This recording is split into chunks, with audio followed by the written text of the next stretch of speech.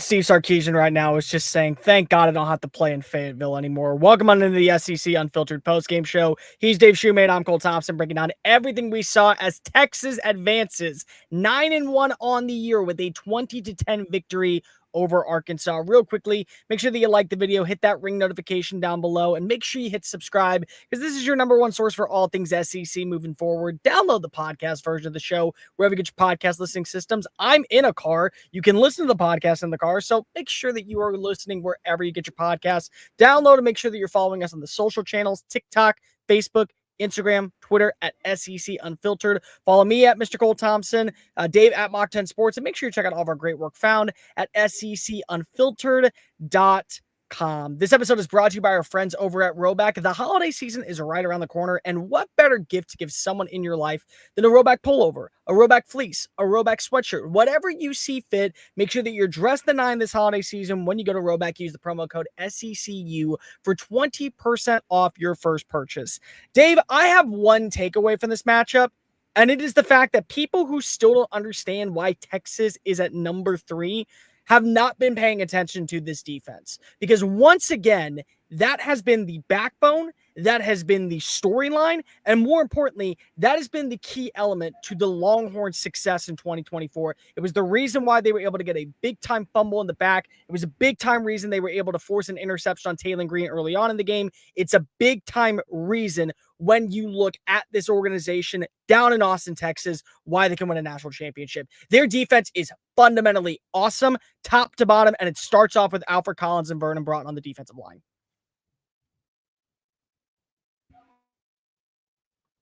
And Dave is now muted, or we can't hear him. Let's see if he can pick it up. I am. Hey, there we go. If you're in a car, Bear, I was at an event. I promised my wife I had to go to this Saturday. As you can tell, I'm in someone else's child's room. But you're right. That did not stop me or the Texas defense from dominating today. Across the board, so you said the Texas defense held Arkansas under 250 yards, forced 2 turnovers, and limited Arkansas just 1 touchdown. Again, Arkansas is a little sporadic at times. But like you said, this is the backbone of Texas's 2024 season so far, is this defense across the board. Again, we've talked about it a lot. It replaced Byron Murphy, T'Vondre Sweat, Alfred Collins, Vernon Broughton. They've lived up to that. That secondary has played a lot. For everybody familiar with Chip Brown, he was on my show going into the Georgia week. Yeah. He was talking about how close guys like Andrew Makuba, Michael Taft, Janae Barron were. So it's good to see that with as many DBs as you play in college football now at 5 to 6. It's good to see that cohesiveness. Again, big day for Alfred Collins, Colin Simmons, Michael Taft, Janae Barron. You're right. The defense is keeping them in it.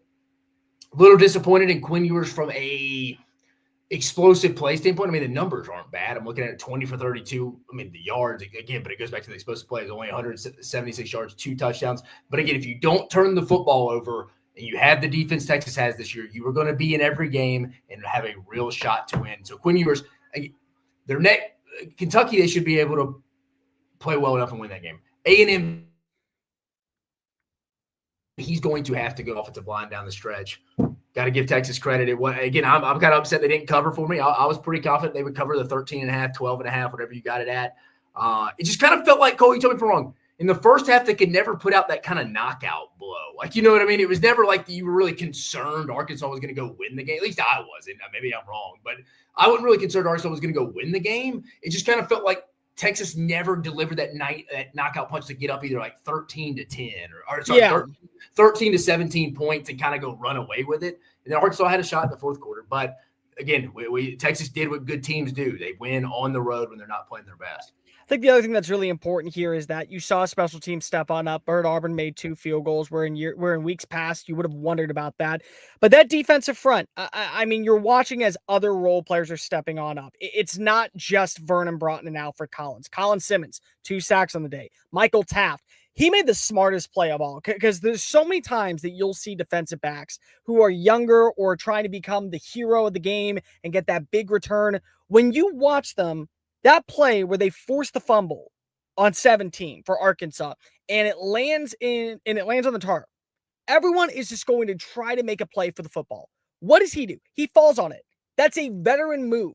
Get the ball back to your offense and give yourself an opportunity to ice the clock, milk this thing down, and put yourself in a great position. That's exactly what Texas did. So You're watching as younger players are making key plays. You're watching as veterans are acting like veterans. You're watching as this unit is creating margins of very little success for any opponent. 6 sacks on the day, 9 tackles for losses. Everybody was flying to the football. No fundamental mistakes. They put themselves in a great position. They did allow that touchdown, but still, minus that, you can't really complain. You can't complain about special teams. You can't complain about when it comes to the defensive front. You can't complain about the secondary. There is so much to like about this Texas defense.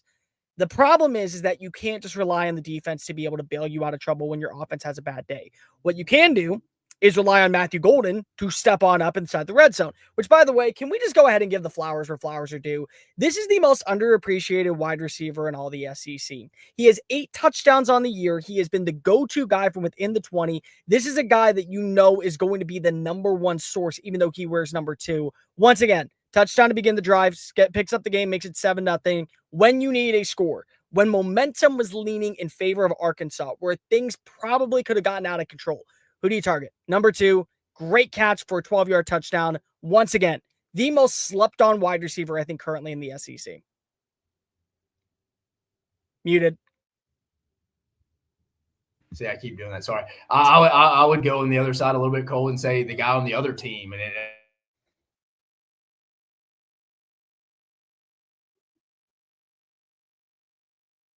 again, he leads. You there? I said, yeah. I think Matthew Golden, underrated, but I would say probably the leading receiver in the league is probably the most underrated. No one really talks about Andrew Armstrong. I know he's a part of this team too. He made some big plays for Arkansas to keep them in. But no, I mean, overall, it's an SEC road win. Tennessee's got there. Again, did you look as impressive as LSU or Ole Miss did? No, but you can't play transitive property wins in the 2024 football season. I mean, I had a guy on Arkansas staff being like, I don't think Texas is really that good, dude. It's like, that's the one time you've seen them. Like, again, it's like if you've watched – and, again, I think people forget sometimes these staffs and stuff don't watch college football all day like us because if they're on a road game, they're on a plane. Some of these teams don't have TVs on the plane, surprisingly enough, in the 21st century. But they don't watch as much until we get into this. So it's funny you just see people being like, I don't know if they can win it all. It's like, yeah, I don't know if I'm 100% there with Texas yet either. But the defense is good. The offense had 2 phenomenal drives to end the game. When they had to have a good drive, they went and got it. Credit the run game. Credit the offensive line. Quinn Ewers does have to be better down the line. Now, but doesn't that at least give you a little bit of hope knowing that the defense can keep you in games? Because we've seen what the offense looks like when it's humming. Don't get me wrong. It's been against somewhat inferior competition. Florida, Mississippi State, where you trust the ground game. The Oklahoma game where you trusted the ground game and Quinn Ewers didn't look good. But still, you've seen it at times be able to pick up steam. So it's like, I feel really good knowing that this defense on the road, regardless of environment, regardless of if you give up a touchdown, they're not going to allow you to capitalize and get back into the matchup. That's where I come away feeling like Texas, yes, I understand that they may not be the favorites to win the national championship, but it won't shock me if they're playing in Atlanta at the end of the year because of their defense is going to do everything possible to make them an elite force. No, I think they'll be playing in Atlanta. From a national championship perspective, I think in today's football, you can't just lean only on the defense. Like if they go play in a semifinal game against Oregon like that, I think Texas would lose. And I think a lot of people the 451 people listening would probably agree. I just think for them to ultimately go win, Quinn Ewers is going to have to be better. I thought he was good last week, but wouldn't say regress. It just wasn't a great game against, let's be honest, it's not a great Arkansas secondary either. So you kind of felt like a lot of people have put up points against this team, at least recently, too, with them being banged up. So that's something that you'd love to work on. Again, though, it's week to week in college football now. So it's nothing that I think, hey, next week against Kentucky, Quinn Ewers could have a really good football game. Just today, road win, though, I don't know. You would like to see Quinn Ewers again. It's like, man, I thought we were going to turn the corner here, man, and we're back. We got to put the training wheels back on a little bit. 20 of 32, 176 yards, 2 touchdown passes for an average of 5.5 yards per play. I think that's really where you say the 5.5 yards, the inability to get those deep shots. But also, let's just call a spade, Dave. We know who Quinn Ewers is as a quarterback. We know what he is as a quarterback. You get 4 or 5 plays of explosivity down the field that you have to connect. Last week we saw it against Florida, where the 2 passes to DeAndre Moore would have easily been touchdowns. if he just held on to them. Today, they try to connect with Silas Bolden, overshot him once, try to connect again with Matthew Golden, overshot him once. You know who he is. You know what he is at this point. And for me, game plan about it. Now, again, it was a road win in Fayetteville, a place that the last time you were here, you lost, and you lost emphatically when you were the favorite in that game. And so much has changed since then. Texas is no longer the same team that it was, that went 5-7 and had Hudson Card starting, only to bench him for Casey Thompson a week later. But still, Texas, I think, going into a road atmosphere, playing that physical brand of defense, more importantly, coming out with a 10-point victory, shows you why you can believe that the Longhorns are actually a force in the SEC. And more importantly, they're a team that can easily win multiple games in the playoff. Because right now, the writing is on the wall. Just don't find a way to get embarrassed against Texas A&M. Beat Texas A&M. You're in the college football playoff. This is enough to where next week's game against Kentucky, you feel like that they're probably in the dance if they get a win.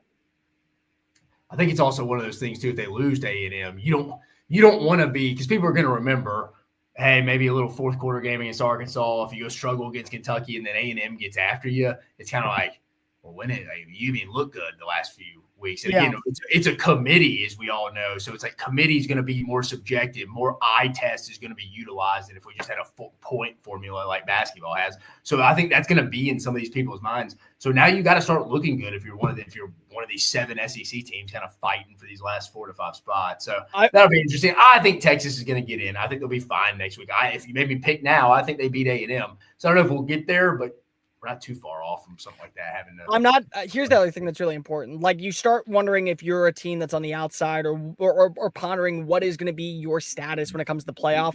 I think this is a good win for Ole Miss, because think about it. Ole Miss looked far and away the more complete team in the matchup on the road in Fayetteville. That's going to benefit them because of also they got a win over Georgia. Guess what? Texas didn't get a win over Georgia, so that's benefiting you at the end of the day. I think that this is where you start looking at it from other teams' perspective and say, as long as we don't fumble the bag, look at the way that we were able to capitalize against a similar opponent. So that's calling a spade for spade, but I still feel like that's going to be a really big deal. Yeah. No, I mean, I would still say the 2 best teams in the SEC right now are Ole Miss and Texas. If you're really put my money on the line from that perspective. So no, I think you're right. Like you said, a 10-point game, you just wish you would have separated. The only thing you had to go off of that you'd be disappointed in is we stepped in Tuscaloosa last year. He's played in big games before. Just left a little meat on the bone. I think I'm more disappointed because if it was going up against another good secondary, it'd be what it is. But it's kind of like, man, a lot of people have got this Arkansas secondary. That's the problem, is that you watch as Jackson Dart set a school record against the same secondary, and you only threw for 176 yards. That's the frustrating part, is that you know that you're better than this. Yeah. LSU, they were able to run extremely well. Like, that was the first time that Caden Durham finally showed you the progress of what you wanted in a full-fledged running back out of that program. So it's like, that's the frustrating part, is that, yes, you absolutely can say that Texas left a lot of meat on the bone and the other teams were more impressive, but you get a win on the road against an SEC opponent, a place that you've had struggles with in the past, a place that a lot of Texas fans, whether or not they're going to come out and openly admit it, they feared just slightly going into the season this exact matchup, this game, because it was in Fayetteville. And what we have seen time and time again, to where I get it. I completely get it, especially when, if you're a Texas fan, you just want to know for a fact that you did your best and that you're in the college football playoff. This isn't going to hurt your resume. It's going to maybe not even strengthen it, but you're still going to stay in that number 3 spot when the rankings come out on Tuesday night. Yeah, they didn't do anything enough to move down from that. Again, people are going to be like, it was a game in the fourth quarter. I mean, I said that earlier, but I didn't mean it from like a manic. That was a coin flip. You never still felt like, once Arkansas cut it to 3 points, Texas went down and scored with ease. And like I said, those 2 last possessions give you some confidence there. I'm sure Sark was, I need to go see what he's saying in postgame. I'll be interested to see what he says about Quinn. Let me ask you, at this point, is the writing on the wall for Sam Pitman? Because if you saw the post earlier today, somebody took out a legit ad and threw it on a billboard, thanking Sam Pitman for 5 years, but also saying time is inevitable, change is necessary in Fayetteville. It's no longer, the further we get away from that win against Tennessee, the further we are when we look at what is actually going to be corrected in time for a program like Arkansas. Because if you get a win against, say, LSU, or you get a win against a Texas, you're probably at least saying, well, look at who I beat this year. Look at how I played against these teams. We are trending upward. But now it's a game that you were in for a good third quarter. You nearly had the momentum going into the fourth. You fumble the football. You aren't able to get back in the game against LSU. You get dog raced by Ole Miss a few weeks ago. And you're closing out the year where, yeah, you'll probably get to bowl eligibility because if you play a non-con game next week. But 6-6 is not what you want in Arkansas. That's never been the expectation at Arkansas.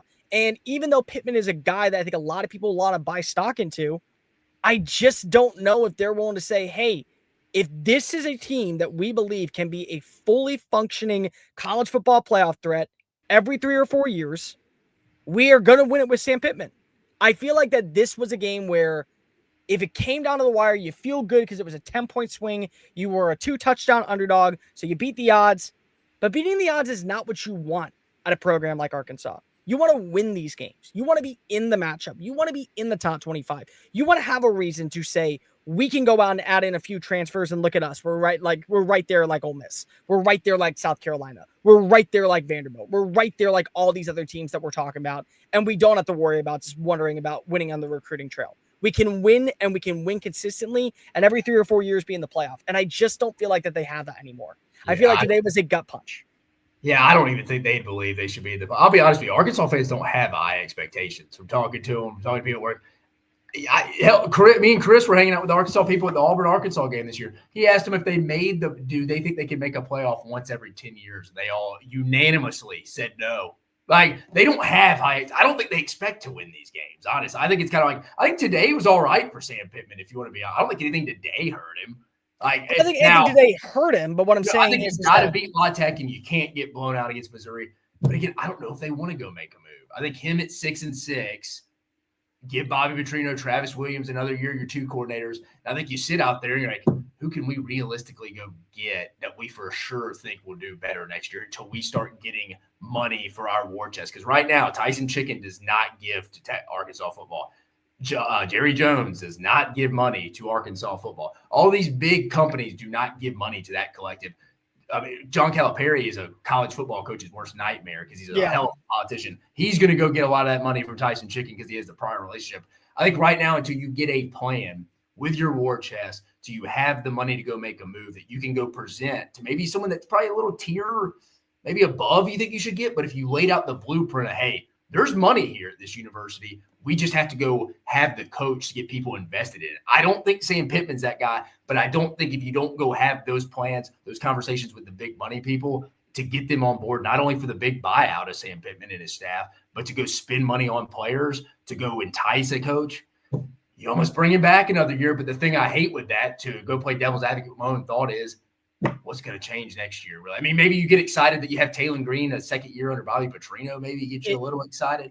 I mean, Bobby, but you're not firing Bobby. Bobby could just retire if he wants to, but you're not firing Bobby. Bobby's not. No, I don't think you fire. I mean, if Pittman's back, Bobby Petrino's not coming. And also, it's a conversation. I mean, if Pittman decides he wants to come back, I think if he beats Louisiana Tech and it's respectable against Missouri, I think he's back. Now, if he goes and beats Missouri, he's 100% back if he wants to be. I don't know. I don't get the vibe.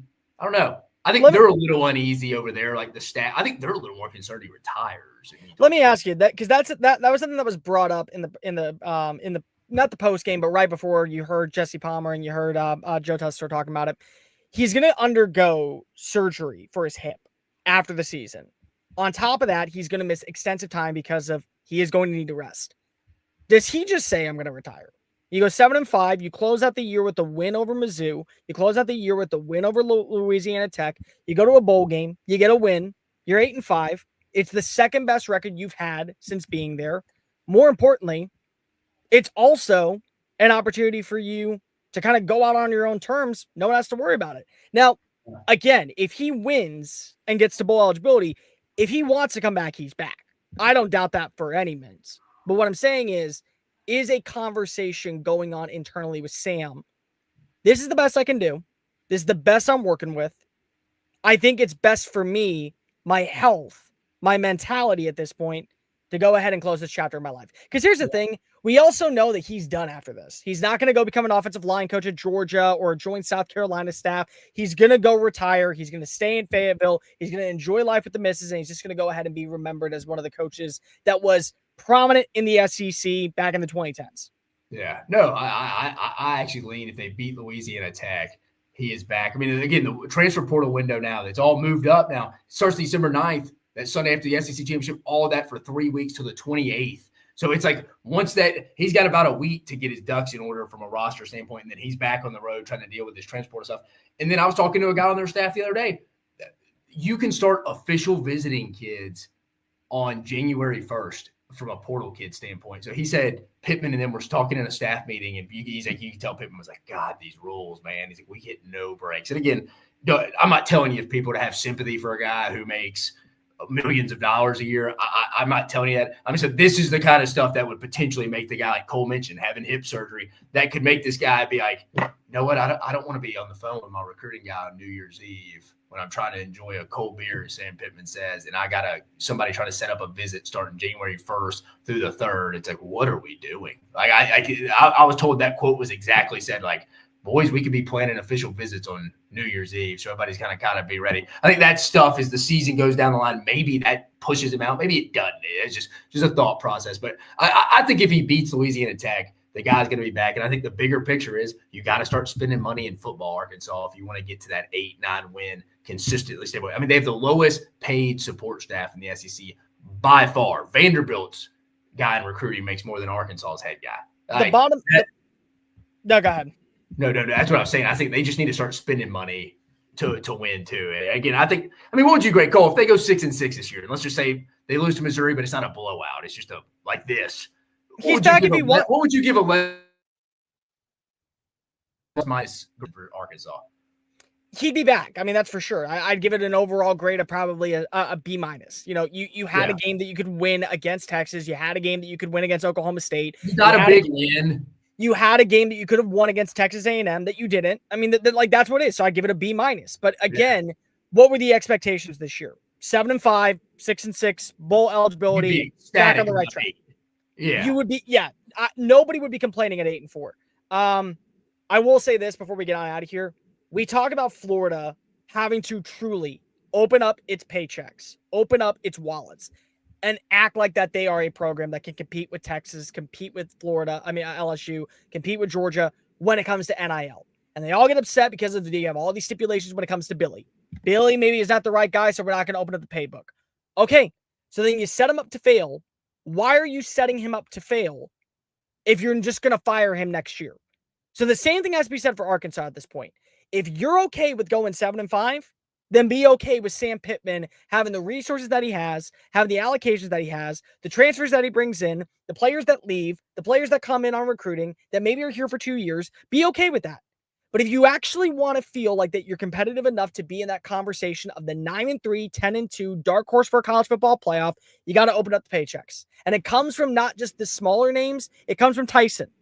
It comes from Jerry Jones. Jerry can no longer just say, hey, I'm hosting the Southwest Classic every single year in my backyard. So that's my contribution to the Hogs. They're on a prime time stage. I think we forget J.B. Hunt is a big Arkansas alum. They have to start actually opening up their wallets and delivering the goods. Because at this point, it's very clear. Ole Miss opened up its paybook. Guess what? They're in the college football playoff hunt. You're watching as Auburn's doing it right now.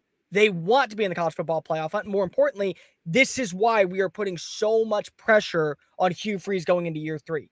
You watch as Florida right now is considering opening up its wallets. That's why the expectations are changing. If you want the expectations to change in Fayetteville, you have to be willing to open up the playbook, the paycheck. You have to be willing to open up the wallets and give them a blank check and say, go to work. You have to be willing to do it. And if you can't do that, then unfortunately, you can expect what we have seen for the last 2 years in Fayetteville for the remainder of Sam Pittman's tenure. No, I agree with you. Like, rate, review, subscribe. Make sure that you're following us on all the socials, TikTok, Facebook, Instagram, Twitter at SEC Unfiltered. Download the podcast version of the show wherever you get your podcast listening systems. I'm doing it from a car. You can listen to it in a car. Make sure that you follow Dave at Mach 10 Sports, me at Mr. Cole Thompson. Check out all of our great work found at secunfiltered.com. And make sure you hit that subscribe button because we will be back later. LSU, Florida, South Carolina, Missouri, Tennessee, Georgia.